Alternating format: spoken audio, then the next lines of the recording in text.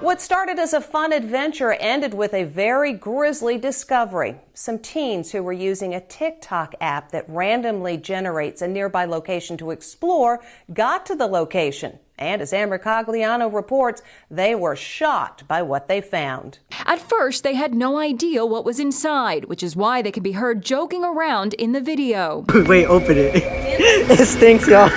Suddenly, as they poked open the suitcase with a stick, the smell became overwhelming. And only then did they realize something sinister might be inside. Okay, so she's calling the police so we can see if it's actually a dead body or it's just food. When cops got there, they confirmed the presence of human remains in the trash bag stuffed inside the suitcase. So how did the teens end up here at this specific location where they found the suitcase? They were directed there by a smartphone app called Randonautica. The app has exploded in popularity among young people during the last few months thanks to the COVID-19 lockdown. It's supposed to be a fun new way to explore the world around you by sending you randomly selected geographic coordinates. The app Randonautica is supposed to be based off of the quantum random number generator in Mother Nature theory, where it can give you specific coordinates for you to follow based off of what you are thinking or the thought influence that has happened in that said area. But does it really work?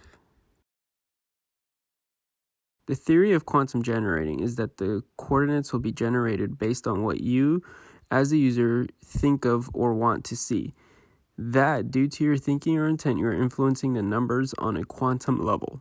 The theory has backing in the scientific and psychological communities as something that is plausible to an extent.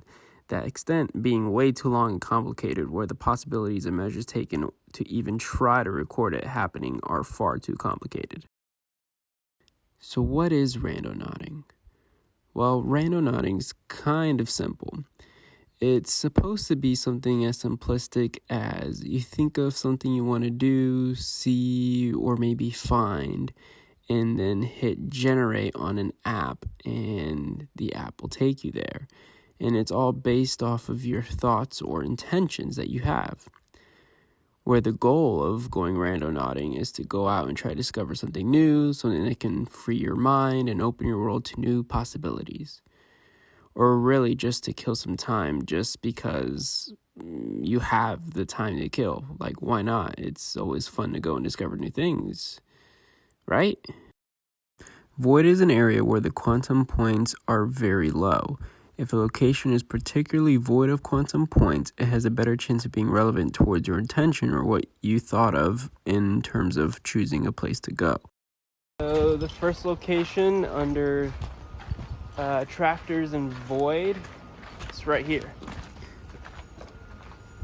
Now, I don't know about what you guys are thinking about. I was thinking just finding someplace interesting.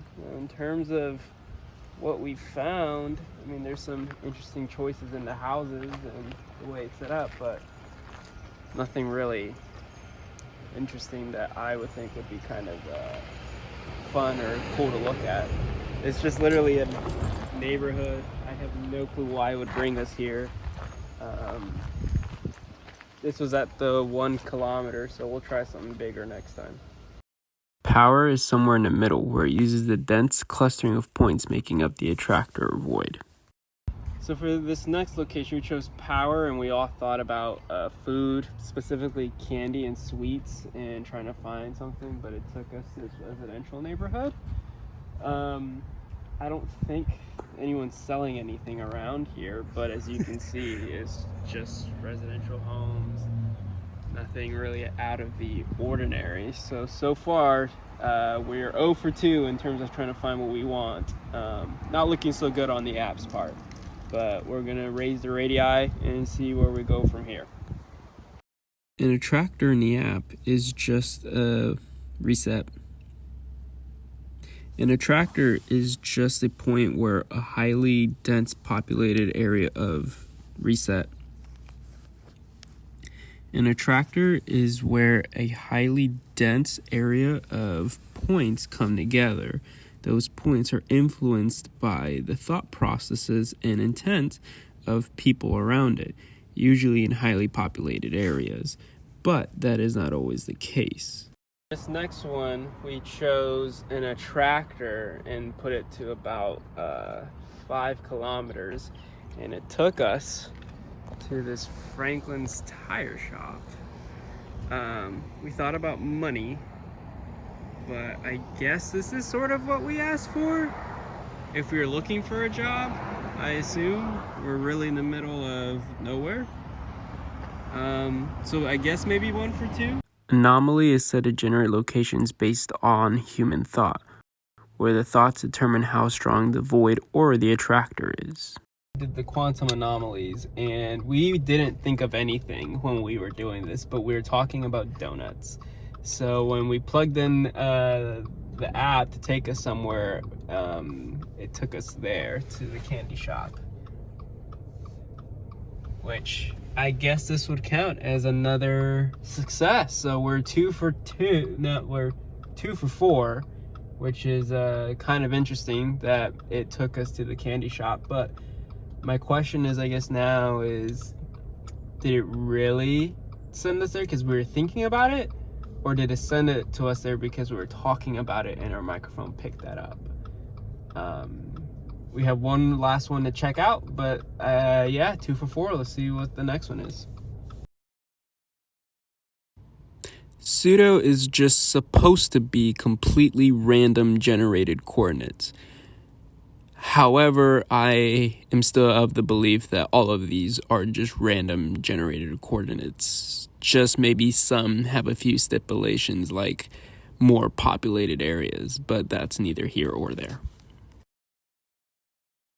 There's a very small radii just so we can kind of stay in Savannah and not have to worry about crossing the bridge again.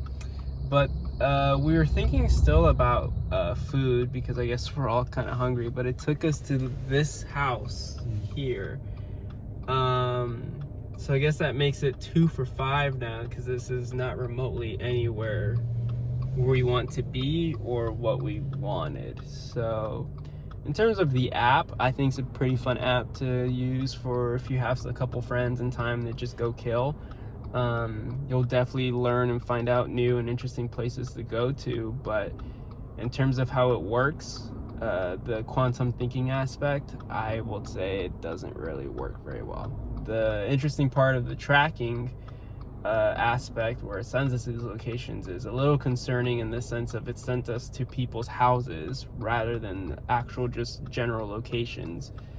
But I guess that's a different time for discussion. But all in all, it has been a very interesting ride. So thank you. Do I think Randonautica and the act of randonauting is worth it? For me personally, no. I think if maybe you have an entire day to spend with more than just one friend and have nothing else to worry about in the coming weeks, you can actually take the time to go out and maybe explore and find something new. I unfortunately could not have that experience due to the time constraints that were placed on me. However, I do see the value in going out and exploring new things and seeing new things in your surrounding. My question has still always been, how is it finding these locations? How is it getting all these locations? And I haven't been able to find a real answer to that. The app itself claims that it does not hold data or store data from people who use it, that it collects data through Google and the maps on your phones. And that's how it's able to track and put those coordinates in. However, the way it takes you to people's homes, people's backyards, people's private property, I think it is a very, very dangerous aspect and one that I think should be explored further. In terms of if it works the way it's advertised, do I believe that this quantum intent, quantum thinking, quantum generating, all this is coming together to work for the app, and that's how we're able to get the locations we get? For me personally, I feel like this is just confirmation bias. Case in point, when it took me to a tire shop and I assumed that that could mean money. So all in all, I think the experience wasn't as exciting as maybe I had hoped it would be, or maybe as how social media had advertised it would be. But I will say I really did enjoy the time spent just kind of going out and clearing my head and seeing new things I didn't even know were around me. I had a great time driving around with my friend, and it really kind of put me at ease and gave me a sense of peace during these last stressful 2-3 weeks I've endured. So even though it might not do what I thought it did, it is nice to kind of go out with some friends and try something new and just kind of have fun exploring. And I think given a little bit more time and leisure, I think I would spend the whole day just having fun exploring new things. And my hope is that this video may encourage you to go out and do the same.